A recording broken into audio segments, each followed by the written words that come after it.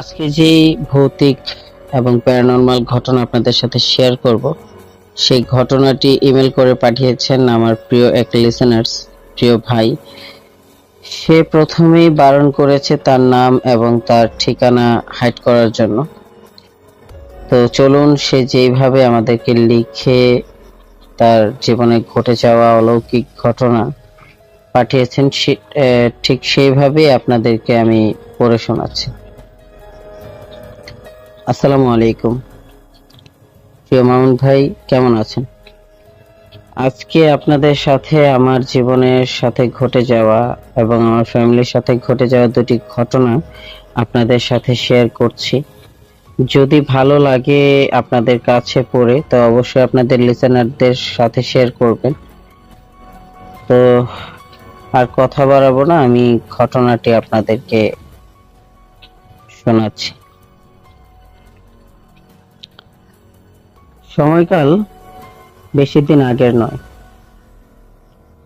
6 মাস বা 7 মাস হবে। আমি কলেজে পড়ি, আর আমরা নতুন একটি এলাকা গড়েছি। পুরনো বাড়ি ছেড়ে নতুন একটি এলাকা করে নতুন বাড়ি করেছি এখানে। তো সেইখান থেকে আমার কলেজে যেতে প্রায় আধা ঘন্টার মতো লেগে যায়। আর আমার বাড়ির পাশ দিয়ে একটি সরু পথ গেছে, সে পথ ধরে হেঁটে 10 মিনিট যাওয়ার পর একটি জঙ্গল পড়ে। সেই জঙ্গলটা পার হওয়ার 10 থেকে 15 মিনিট পর আমার কলেজ পড়ে। আসলে কেন বলছি সেটা ঘটনা শুনতে গিয়েই বুঝতে পারবেন। তো আমি বরাবরের মতো প্রতিদিনের মতোই আমি কলেজে যাওয়ার জন্য রেডি হয়ে আমি ঘর থেকে বের হই এবং সেই সরু পথ ধরেই হাঁটতে থাকি। নিজের আনমনেই গুনগুন করে গানও গাইতে থাকি।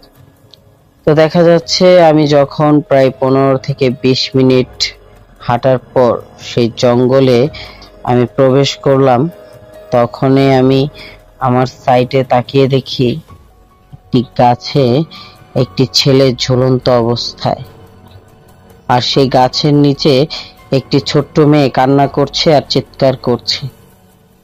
আমি দেখে আর নিজেকে ধরে রাখতে পারলাম না। আমি দৌড়ে গিয়ে সে গাছে উঠে ছেলেটিকে গাছ থেকে নামাই। নামানোর পর ছেলেটিকে কোলে করে দৌড়াতে থাকি এবং সেই জঙ্গল পের হয়ে আমি রাস্তার কিনারে দাঁড়িয়ে গাড়ির জন্য ওয়েট করতে থাকি। সেদিন কেন জানি তেমন গাড়ি ঘোড়াও চলতেছিল না, আমি কোনো গাড়ি খুঁজে পাচ্ছিলাম না। কিছুক্ষণ যাওয়ার পর একটি গাড়ি পাই। সেই গাড়িটিকে থামিয়ে বলি যে, ভাই আমাদেরকে হাসপাতালে একটু নিয়ে যান। সে লোকটিও রাজি হয়ে যায় এবং ছেলেটিকে আর মেয়েটিকে নিয়ে আমি হাসপাতালের দিকে রওনা দিই। হাসপাতালে যেতে যেতে ছেলেটি ছিল আমার কোলেই। কেন জানি ছেলেটির শরীর খুব ঠান্ডা লাগছিল আমার কাছে। আমি তখন তেমন একটি বুঝতে পারিনি। হাসপাতালে যাওয়ার পর আমি সোজা ছেলেটিকে নিয়ে জরুরি বিভাগে চলে যাই। সেখানের কর্মরত ডাক্তার আমার চিৎকার শুনে এসে ছেলেটির গায়ে হাত দিয়েই বলে যে ছেলেটি আর বেঁচে নেই। আমি তখন কি বলবো আর কি করব বুঝতে পারছিলাম না। আমি বারবার ডাক্তারকে বলছিলাম যে, স্যার আপনি একটু ভালো করে চেক করে বলেন না, ছেলেটি হয়তোবা বেঁচে যাবে, আপনি একটু চিকিৎসা শুরু করেন। তখন ডাক্তার বলল যে, আপনি যতই কথা বলেন ছেলেটি মারা গেছে। ডাক্তারের কথা শুনে আমি পুরো হতভম্ব হয়ে যাই, কি করব বুঝতে পারছিলাম না। তখন সেই ছোট্ট মেয়েটির কাছ থেকে তার বাড়ির নাম্বার নিয়ে সেই ছেলেটির ফ্যামিলিকে ফোন দিয়ে সব ঘটনা খুলে বলি। তখন তারা অনেকক্ষণ সময় পর সেই ফ্যামিলি আসে। সেই ছেলেটির ফ্যামিলি আসার পর আমি আর ওইখানে থাকি না। ওইখান থেকে তাদের কাছ থেকে বিদায় নিয়ে আমি চলে আসি। আমার কেন জানি খুব খারাপ লাগছিল। বারবার ছেলেটির মুখখানা আমার চোখে ভেসে উঠছিল। আমি কি করব, কি বলবো কিছুই বুঝতে পারছিলাম না। আমি সেদিন কলেজে না গিয়ে সোজা বাড়িতে চলে যাই। বাড়িতে যাওয়ার পর আমার মা আমাকে বলছিল যে, বাবা আজকে তোকে দেখতে এমন কেন লাগছে? আমি কারোর সাথে তেমন কোনো কথা বলি না। নিজের রুমে গিয়ে দরজা বন্ধ করে দিয়ে খাটের উপর শুয়ে পড়ি। একটু ঘুমানোর চেষ্টা করি যে ঘুমোতে পারবো কিনা। তখন হঠাৎ করে আমার চোখ লেগে যায়। আমি ঘুমিয়ে পড়ি কখন বলতে পারি না। হঠাৎ আমি স্বপ্নে দেখতে থাকি যে ছেলেটি আমার বিছানার পাশেই বসে আমাকে বলছে যে, ভাইয়া আপনি যদি আরেকটু সময় আগে আসতে পারতেন তাহলে হয়তোবা আমি বেঁচে যেতাম। এটা বলার সাথে সাথে আমি ভয়ে চিৎকার দিয়ে ঘুম থেকে উঠি। উঠেই দেখি সেখানে কেউ নেই, তবে পুরো ঘর জুড়ে আতরের গন্ধে পুরো ঘর মগ্ন হয়েছিল। আতরের গন্ধ এতটা তীব্র ছিল যে আমার চিৎকারে আমার মা আমার ঘরে চলে আসে এবং ঘরের দরজায় নক করে। আমি দরজা খুলে দেওয়ার সাথে সাথে সে ঘর থেকে বের হয়ে সে ঘরে ঢুকে বলে যে, তুই আতর দিস কবে থেকে? আমি বললাম, কই মা, আতর তো আমি দেই না। বললো, ঘরে এত পরিমাণ আতর যে কেউ যেন এক শিশি আতর তার কারো শরীরে দিয়ে ঘরে বসেছিল এমন মনে হচ্ছে। আমি তখন ভাবতে থাকলাম যে স্বপ্নটা কি সত্যি ছিল নাকি স্বপ্নটা শুধু স্বপ্নই ছিল।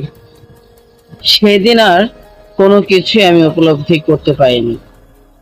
আমি আস্তে আস্তে 2-4 দিন যাওয়ার পর আমি রাতে যখন খাওয়ার দাওয়া শেষ করে ঘুমোতে গিয়েছিলাম, ঘরের দরজা বন্ধ করে দিয়ে আমি ঘুমোতে গিয়েছিলাম। তখন যখন আমি ঘুমোতে যাব ঠিক তখনই আমি সেদিনের মতোই আতরের ঘ্রাণ আমার নাকে পেতে থাকি। কেন জানো ওই আতরের ঘ্রাণটা খুব তীব্র হতে থাকে, এমন মনে হচ্ছে কেউ কারোর শরীরে আতর দিয়ে আমার সামনে বসে আছে। ঠিক তখনই আমার বাম দিকে তাকিয়ে দেখি ওই ছেলেটি আমার মাথার পাশেই বসে আছে এবং আমার দিকে তাকিয়ে খুব মিষ্টি একটি হাসি দিয়ে বলছে, ভাইয়া আপনি ঘুমাচ্ছেন? আপনার জন্য কিছু খাবার এনেছিলাম। আমি তখন খুব ভয় পেয়ে যাই এবং খাট থেকে নেমে যাই। তখন আমাকে বলছে, ভাইয়া আমাকে ভয় পাবেন না, আমাকে ভয় পাওয়ার তেমন কোনো কিছুই নেই। আমি আপনার জন্য অনেক রকমের খাবার এনেছি। আমি এসব কথা শুনতে শুনতে আমি সেন্সলেস হয়ে মাটিতে পড়ে যাই। আমার যখন জ্ঞান ফিরে তখন দেখি আমার মার কোলে আমি শুয়ে আছি। আমার মা আমাকে বলল যে, কি হয়েছে তোর? তোর কি কোনো সমস্যা বা তোর কি শরীর খারাপ? তখন আমার মাকে সব আমি খুলে বলি। মা সব ঘটনা শোনার পর আমাকে নিয়ে আমাদের এলাকার এক বড় কবিরাজের কাছে নিয়ে যায়। কবিরাজের কাছে নিয়ে কবিরাজকে আমার সাথে ঘটে যাওয়া ঘটনাগুলি কবিরাজকে বলে। কবিরাজ শোনার সাথে সাথেই বলে, একটি খারাপ অবয়ব আমার পিছু ছাড়বে না। তাই সে কিছু ঝাড়ফুঁক করে পানি পড়া দেয় আর একটি তাবিজ দিয়ে বলে যে তাবিজটা তোমার সাথেই রেখো, এই তাবিজটা যেন কোনোভাবেই না হারায়। সে তাবিজটি নিয়ে আমি বাড়িতে চলে যাই এবং সে তাবিজটা যতদিন আমার সাথে ছিল কোনো প্রবলেমই হয়নি। একদিন আমার বাড়ির এক অনুষ্ঠানে আমি কি করছিলাম সেটা আমার মনে নেই, তবে সেই তাবিজটা সে অনুষ্ঠানের পর থেকে আমি তাবিজটার খুঁজে পাচ্ছিলাম। সেদিন রাতেই আমি যখন ঘুমোতে যাই তখন আমি বিছানায় শোয়ার পর আমি শুনতে পাই আমার খাটের নিচে কিসের যেন এক আওয়াজ। তখন আমি খাট থেকে নেমে নিচে তাকিয়ে দেখি সে ছেলেটি আমার দিকে বিকট ভাবে তাকিয়ে থাকে এবং আমাকে বলতে থাকে যে ভাইয়া, আপনি যে কাজটি করেছেন একদমই ঠিক করেননি। এটা বলার সাথে সাথে ছেলেটি খাট থেকে বের হয়ে আমার গলা চেপে ধরে। আমাকে সে মারার চেষ্টা করে, এমন ভাবে চেপে ধরেছিল তখন আমি কিছুই বলতে পারছিলাম না। আর বলে রাখা ভালো যে আমার ফ্যামিলি খুব ধার্মিক ছিল। আমরা সবাই 5 ওয়াক্ত নামাজ পড়তাম, বিভিন্ন সূরা কালামও পারতাম। তো সে যখন আমার গলা চেপে ধরে তখন আমি তার আমার গলা থেকে তার হাত সরাতে পারছিলাম না সেই অভয়টার। আমি তখন আয়াতুল কুরসি পড়তে থাকি। আয়াতুল কুরসি পড়তে পড়তেই কখন যেন আমার দম বন্ধ হয়ে আমি সেন্সলেস হয়ে যাই। সকালবেলা যখন আমার সেন্স ফিরে, আমার জ্ঞান ফেরার সাথে সাথেই আমি দেখি যে আমি বিছানায় শুয়ে আছি আর সেই কবিরাজটা আমার পাশেই বসে আছে। সে আমাকে বলছে যে তুমি একটুর জন্য বেঁচে গেছো।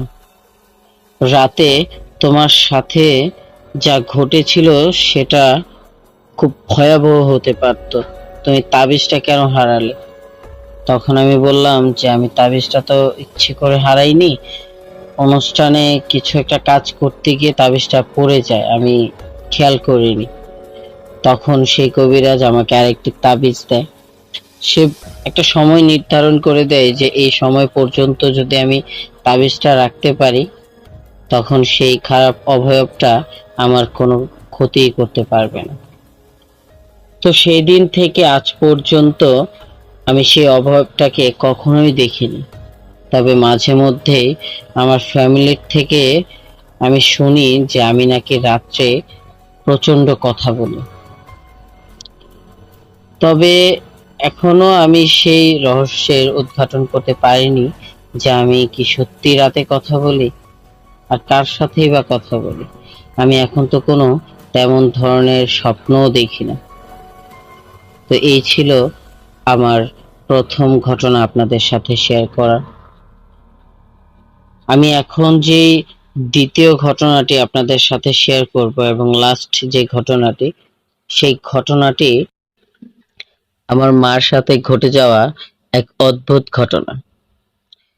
আমি আগের ঘটনায় বলেছিলাম যে আমরা খুব ধার্মিক, আমরা সবাই 5 ওয়াক্ত নামাজ পড়ি। আমার মা ছোট কাল থেকেই নামাজ পড়তো।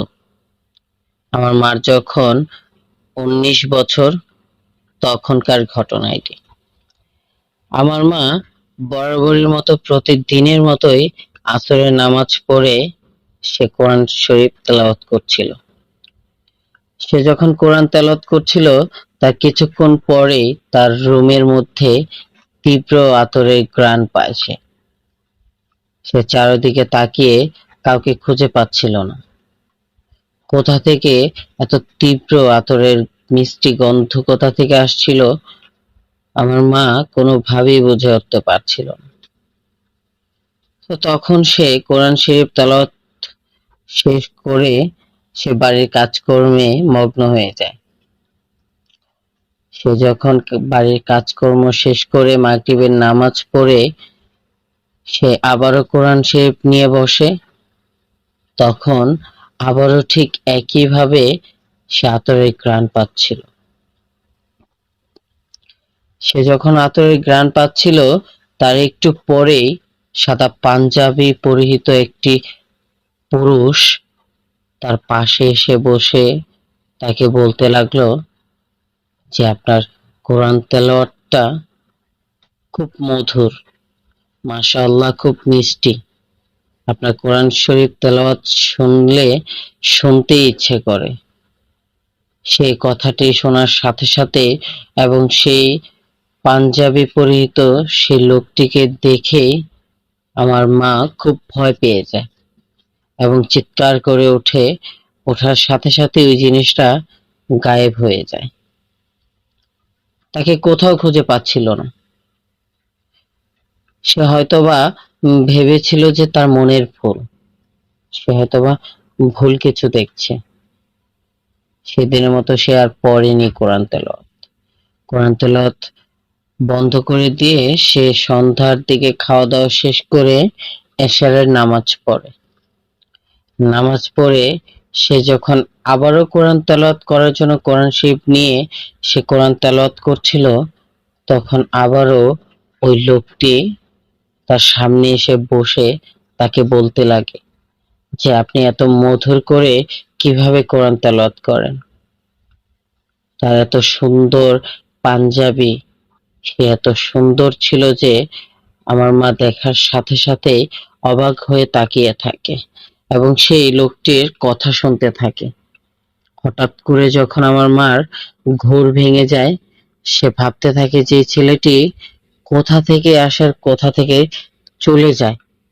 আমার মার মনে এক অজানা ভয় আঁকড়ে ধরে। আমার মা চিৎকার করেই তখন সেন্সলেস হয়ে যায়। চিৎকার শুনে আমার নানা নানি তখন আমার মার রুমে এসে দেখে যে মা কোরআন শরীফের পাশেই পড়ে আছে। তো তখন তারা তাকে উঠিয়ে মাথায় পানি দিয়ে তাকে যখন জ্ঞান ফিরায়, আমার মাকে জিজ্ঞাসা করে আমার নানু যে তোর কি হয়েছে, কিছু থেকে কি ভয় পেয়েছিস? তখন আমার মা আর কিছু বলল না, বলল যে না, আমি হঠাৎ করেই ভয় পেয়ে গেছি। তখন আর আমার নানুকে কিছুই বলে না। সেদিনকার মতো সেই ঘটনাটি ওইখানেই হয়তোবা স্টপ হলে খুব ভালো হতো, কিন্তু সেদিন থেকেই শুরু হয় সেই ঘটনা। আমার মা সেদিন ফজরোক্ত নামাজ পড়ে যখন সে আবারও কোরআন তেলাওয়াত নেয়, তখন আমার মার মনে এক অজানা ভয় আঁকড়ে ধরে। মার খুব ভয় হচ্ছিল যে আবারও যদি কোরআন তেলাওয়াত করলে সেই লোকটি আবারও চলে আসে। আবারও মা এটাও ভাবছিল যদি সেই জিনিসটার ভয়ে কোরআন তেলাওয়াত পড়া বন্ধ করে দেয়, তখন যদি আল্লাহ তাআলা নারাজ হয়ে যায়। সে কথা ভেবে সে কোরআন তেলাওয়াত নিয়ে পড়তে থাকে। কোরআন তেলাওয়াত যখন করতে থাকে, তখন সে আতরের গন্ধ আবারও আমার মার নাকে লাগে। সেই গন্ধ পাওয়ার সাথে সাথে সে লোকটি আবারও হাজির হয়ে বলছে, আমাকে দেখে ভয় পাবেন না, আমাকে দেখে ভয় পাবেন না, আপনার কোরআন তেলাওয়াত শোনার জন্যই আমি বারবার আপনার সামনে চলে আসছি। আমি আপনার সামনে বসে কোরআন শরীফ পড়া শুনতে চাই। তখন আর কেন জানি আমার মা ভয় পাচ্ছিল না সেই জিনিসটাকে, সেই অভয়টাকে। তখন আমার মা প্রশ্ন করলো যে কে আপনি, বারবার কোথা থেকে আসছেন আর কোথায় চলে যাচ্ছেন? সেই লোকটি বলল যে আমি জিন জাতির একটি জিন। আসলে আমরা কারো ক্ষতি করি না। আমাদের মধ্যে অনেক হাফেজ, অনেক মাওলানা আছে, আমি নিজেও একজন হাফেজ। তো আপনার যখন কোরআন তেলাওয়াত শুনি তখন আমার কাছে খুব ভালো লাগে, খুব মধুর লাগে। এর জন্যই আপনার পাশে এসে বসে কোরআন তেলাওয়াত শুনতে চাচ্ছিলাম। আপনি যদি ভয় না পান, অবশ্যই আমি বসে আপনার কোরআন তেলাওয়াত শুনব। সেদিন আমার মা সেই জিনটাকে কোরআন তেলাওয়াত পড়ানো শোনাচ্ছিল। এভাবে কয়েকদিন কেটে যায়। আমার মা যখন একা একাই ঘরের মধ্যে কথা বলতো, সেই কথাগুলো আমার নানু শুনতে পারত। একদিন আমার নানু দেখে যে আমার মা খাটের উপর বসে, কেউ নেই ঘরের মধ্যে, এমন ভাবে কথা বলছিল যে তার পাশে কেউ হয়তোবা বসে আছে।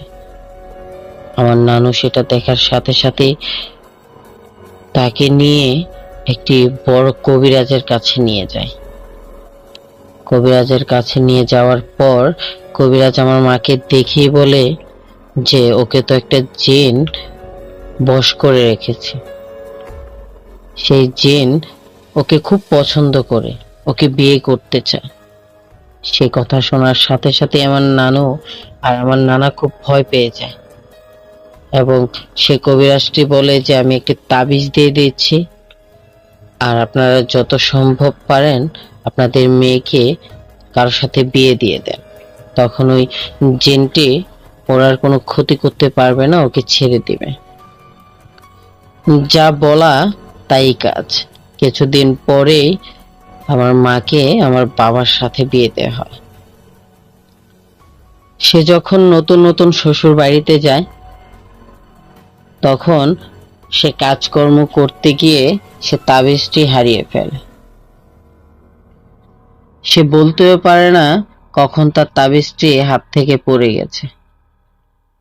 নতুন বউ, নতুন বাড়ি, কাজকর্মের মোটামুটি ভালোই চাপ। রাত্রি যখন হয়, সে যখন নামাজ পড়ে, এশারের নামাজ পড়ে সে যখন কোরআন তেলাওয়াত করতে বসে, সে আবার ওই লোকটিকে দেখতে পায়। সে ওই লোকটিকে দেখার সাথে সাথে ওই লোকটি বা ওই জিনটি বলে ওঠে যে আপনাকে আমার খুব ভালো লাগে, আমি আপনাকে আমার সাথে নিয়ে যেতে চাই। তখন আমার মা ভয় পেয়ে চিৎকার করলে আমার বাবা দৌড়ে আসে। দৌড়ে আসার সাথে সাথেই ওই জিনটি গায়েব হয়ে যায়, আর আমার মা আমার বাবাকে সব ঘটনা খুলে বলে।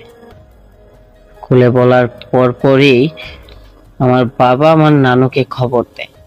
আমার নানু বলে যে এক কাজ করো, তুমি ওকে নিয়ে আমাদের বাড়িতে চলে আসো। আমার বাবা যথারীতি পরের দিন বাড়িতে চলে যায়।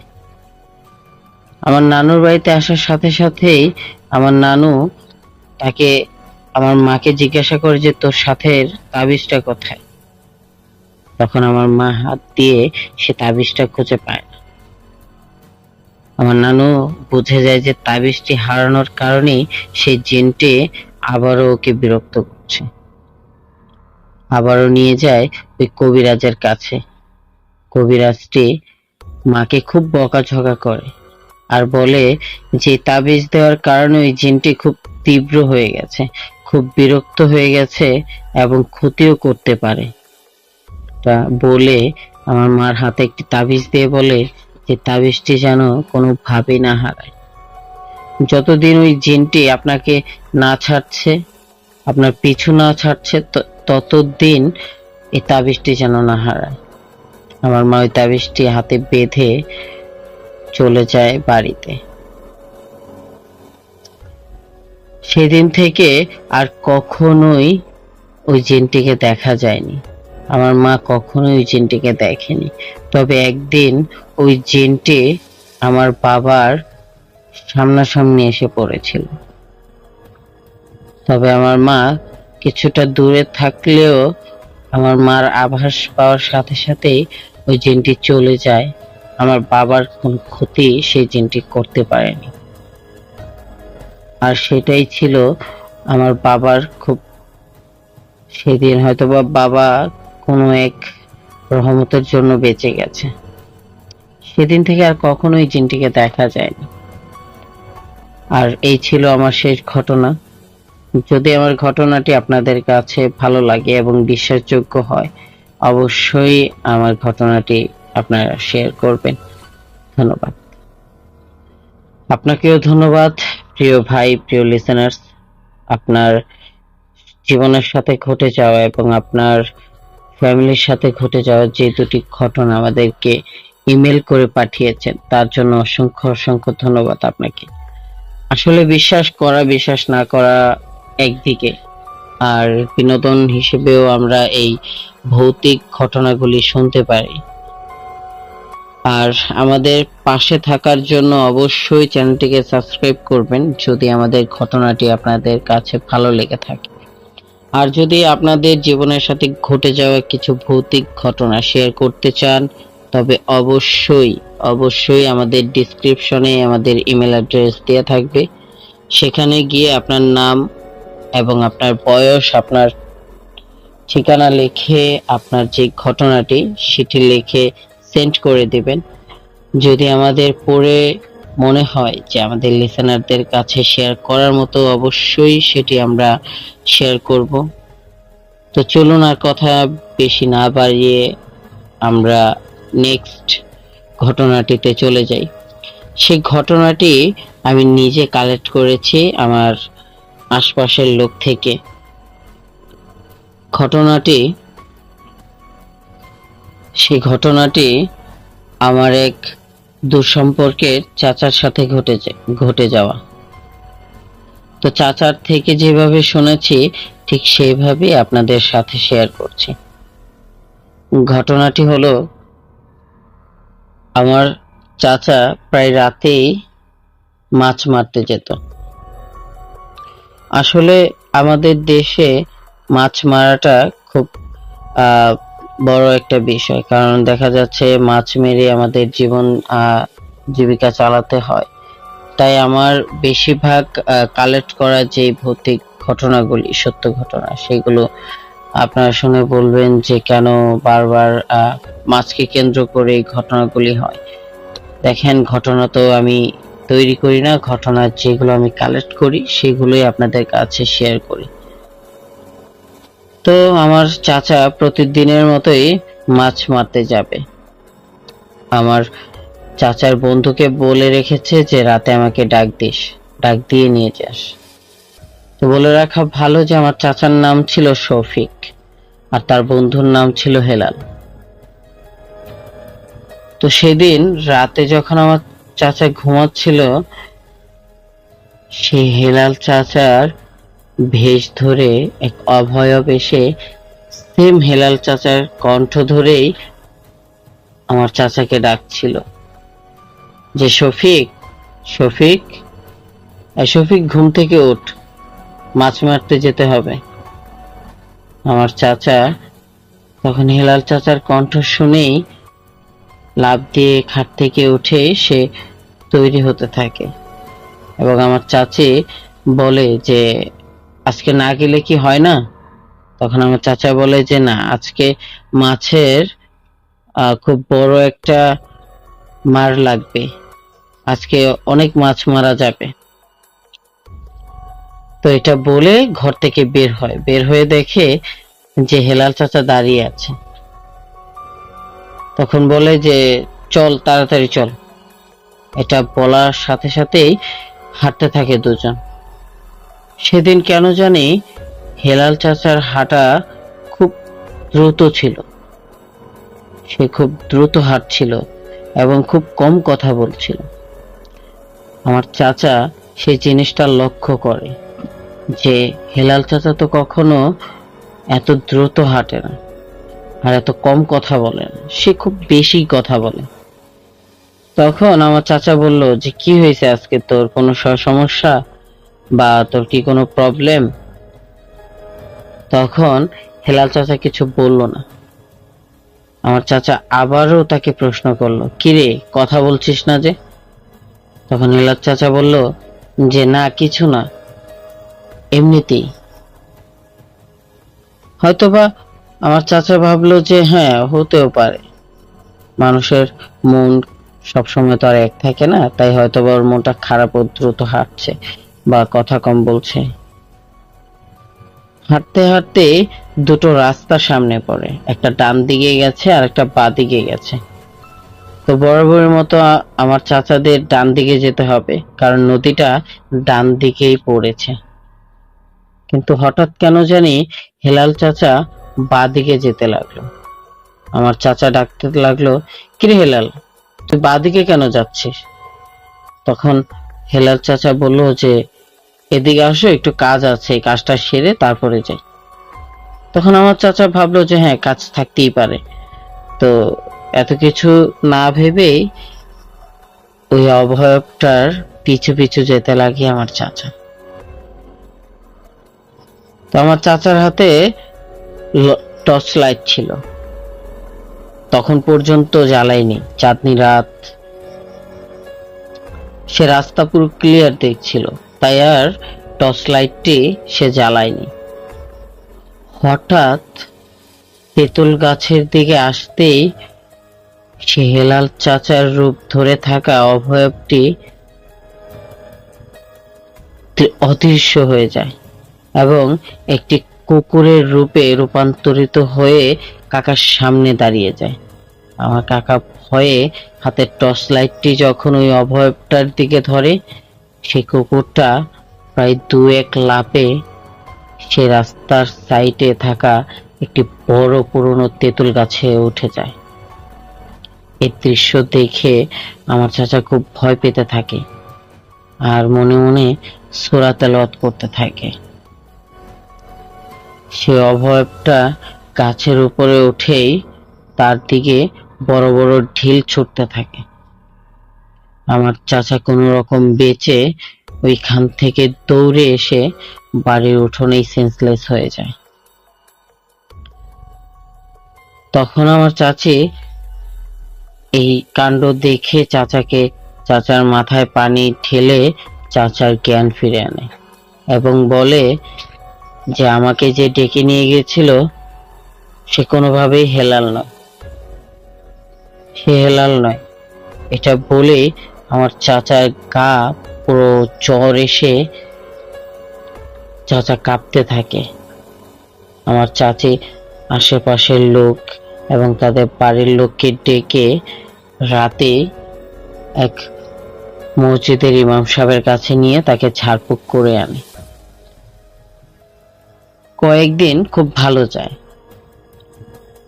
সে আবারও যখন হেলাল চাচার সাথে তার দেখা হয় তখন বলে যে এমন এমন তোকে বলেছিলাম, তুই তো সেদিন আর আসিসনি, আমার সাথে এমন এমন ঘটনা ঘটেছে। তখন হেলাল চাচা বলল যে দেখো, কেউ যদি তোমাকে রাত করে ডাকে তুমি সহজে বের হইও না, কারণ এই জিনিসটা খুব এই ঘটনাটি খুব ঘটছে, এখানে অনেক মানুষের অনেক ধরনের ক্ষতি হয়ে যাচ্ছে, তুমি কারো ডাকে সহজে বের হইও না, সবকিছু যাচাই বাছাই করে বের হইও। তো আমার চাচা এটা শোনার পরে বাজারে চলে যায়। বাজার থেকে ফিরতে ফিরতে প্রায় সন্ধ্যা হয়ে যায়। এমন সময় সে আস্তে আস্তে রাস্তার মাঝে দেখে তার ছোট ভাইয়ের মতো কে যেন হেঁটে যাচ্ছে। সে তার ছোট ভাই ভেবেই তাকে ডাক দিয়ে দাঁড় করিয়ে সে তার সাথে কথা বলতে বলতেই হাঁটতে থাকে। হঠাৎ কিছু দূর যাওয়ার পরেই সে লোকটার কথা চেঞ্জ হয়ে যায়, কেমন যেন কথার কণ্ঠস্বর মোটা হয়ে যায়। সে যেন কেমন অদ্ভুত ভাবে কথা বলছে। হঠাৎ করে সেই লোকটা অদ্ভুত ভাবে হাসতে থাকে। এই কাণ্ড দেখার সাথে সাথে আমার চাচার বুক ধড়ফড় করতে থাকে আর অজানা এক আতঙ্ক, অজানা এক ভয় তার মাঝে ঘিরে ধরে। সে খুব ভয় পেতে থাকে এবং সে যখন ওই অভয়টা তার দিকে খুব বিকট ভাবে তাকিয়ে হাসি দেয় এবং তাকে ধরার জন্য এগিয়ে আসে, তখন সে ভয় পেয়ে দৌড়ে ছুটতে থাকে প্রাণপণে। ছুটতে ছুটতে সে বাড়ির কাছে এসে এক চিৎকার করে ওঠে। তার চিৎকারে সবাই চলে আসে, এসে দেখে যে আমার চাচা বাড়ির উঠোনেই সেন্সলেস হয়ে পড়ে আছে। সেই জিনিসটাকে প্রথম সেই অভয়টাকে সবাই হালকাভাবে নিলেও আজকের ঘটনার পর তারা কেউ আর এই বিষয়টাকে হালকা করে নেয়। চাচাকে নিয়ে সোজা বড় এক কবিরাজের কাছে নিয়ে তাকে তাবিজ দিয়ে নিয়ে আসে ঝাড়ফুঁক করি। আল্লাহর রহমতে সেদিনের পর থেকে সে আর কোনো অভয়বের কবলেও পড়েনি, অভয়বকে দেখেওনি। তো এই ছিল আমার শেষ এবং তৃতীয় ঘটনা। তো প্রিয় লিসেনার্স, আশা করছি আমার ঘটনাগুলি আপনাদের কাছে ভালো লেগেছে। যদি ভালো লেগে থাকে অবশ্যই চ্যানেলটিকে সাবস্ক্রাইব করবেন এবং বেল আইকনটি ক্লিক করে রাখবেন। আর আপনাদের সাথে ঘটে যাওয়া, আপনাদের ফ্যামিলির সাথে ঘটে যাওয়া কোনো ঘোস্ট রিলেটিভ এবং ভৌতিক ঘটনা যদি ঘটে থাকে অবশ্যই আমাদের সাথে শেয়ার করবেন এবং আপনাদের ঘটনাগুলি আমাদেরকে শেয়ার করে আমাদের চ্যানেলটিকে এবং আমাদের পাশে থাকার অনুরোধ রইল। অবশ্যই ভালো থাকবেন, সুস্থ থাকবেন। আসসালামু আলাইকুম।